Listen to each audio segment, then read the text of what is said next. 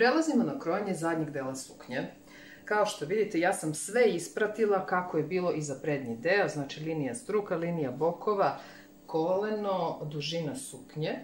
Također sam uradila ono što se neće promeniti. Ispratila sam kao i za prednji deo suknje, što smo uradili. I sada krećemo na razlike. Razlike se tiču spuštanja suknje u delu kod struka. Spuštamo za 1 cm. I sada ću to da iscrtam. Dakle, spajam ovu tačku s ovom tačkom.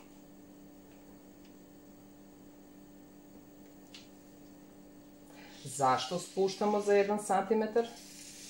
Zato što će nam se suknja povući u delu kod guze. Pa da bi nam bolje stajala, zato smo spustili ovaj 1 cm. Ponovo uzimam metar i merim tu razdaljinu, ove linije koju sam povukla. Stavljam prst tu, presavijam metar na pola. Označavam.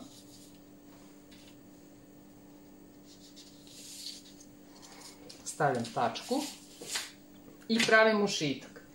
Opet povlačim pod pravim uglom liniju, ali sada ne povlačim 10, nego 12 cm. Ušitak na zadnjem delu suknje treba da bude duži, najmanje 2 cm. Kao što smo radili i pre, označavam 2 cm s jedne, 2 sa druge strane i sada ću to da spojim i napravit ću ušitak za zadnji deo suknje. To je to. I još nam preostaje da modeliramo ovaj deo. Da bi suknja bila skroz uska, odnosno uz telo, na liniji kolena uvlačim 2,5 cm.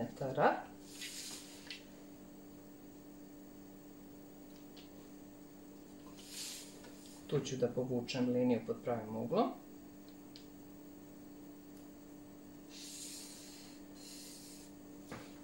Ovdje će da nam da bude zip, odnosno rajpešlus.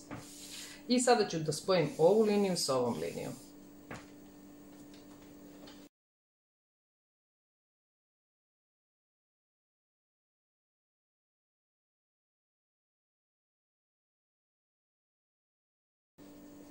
Sad, pošto smo dobili izrazito uzanu suknju, da bismo mogli da hodamo u ovom delu, gdje će da nam dođu noge, jel tako, od kolena na dole, moramo da napravimo jedan otvor, odnosno ventil ili šlic ili kako god to želite da zovete, razrez.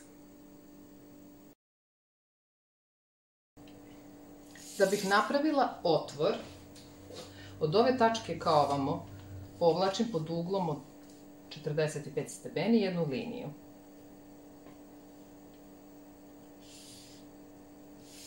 Dakle, pravim otvor, odnosno razred. Krojim to sada. Od ove linije gde je bio pregib merim 5 cm. Tu ću da povučem liniju pod pravim uglom.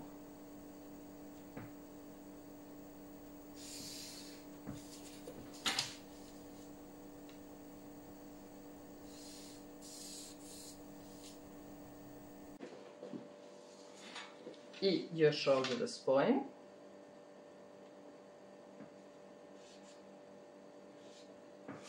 I to je to. Znači, ovo će biti za razrez, odnosno otvor, ventil za suknju.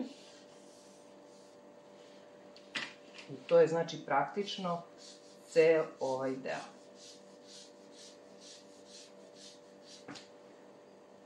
To je to. Sad,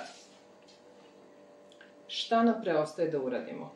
Idemo okolo kao što smo radili u prethodnom delu, 1,5 cm svuda do ovde. Takođe 1,5 cm svuda ovde, do ovde. A ovdje ćemo da dodamo dodatak za šav da bude 1 cm. Suknja, znači dužina suknje ovdje dole, najmanje 2 cm.